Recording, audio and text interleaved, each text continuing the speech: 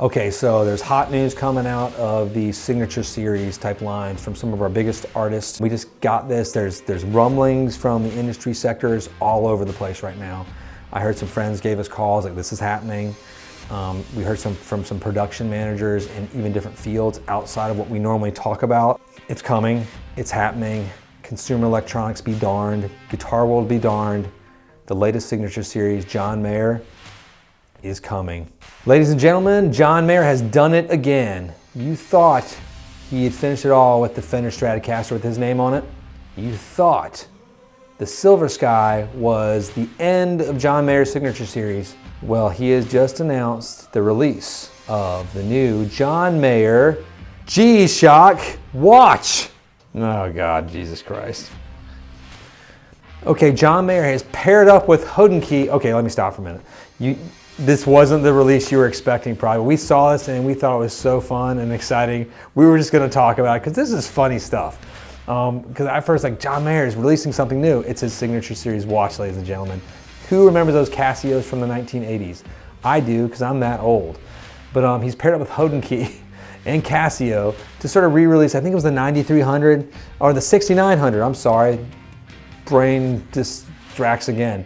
So he's paired up to recreate the 6900 from the 80s, and it's a limited edition. It's $180 right now. But don't think that's the end of it. Most likely, there will be a relic version of this coming out that's going to cost about $300, and then there's going to be a Nebula version as well, maybe. That's going to have a different paint scheme on it. We don't know. We're hoping. Here's hoping.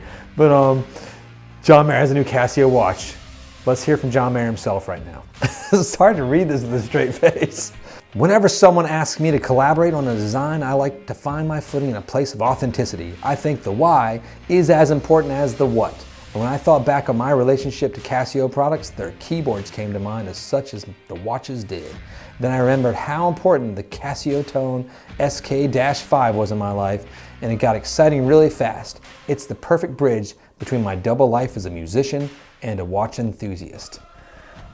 I love that, like, musician and watch enthusiast is like a thing. He also likes awesome footwear. I would buy the John Mayer footwear, the Squire version of it. I can't afford the real John Mayer version. But so if you have the John Mayer Strat from Fender or the Silver Sky, you need the John Mayer wristwatch right now. It can be yours, limited edition. They're only making a few of them, so get in line right now. It's gorgeous, it's plastic, it's 1980s, Stranger Things, fast forward a few years, it's right there for you. So thanks, Mr. Mayer. We enjoyed it. It brought us all a bunch of happiness when we saw this in the shop here.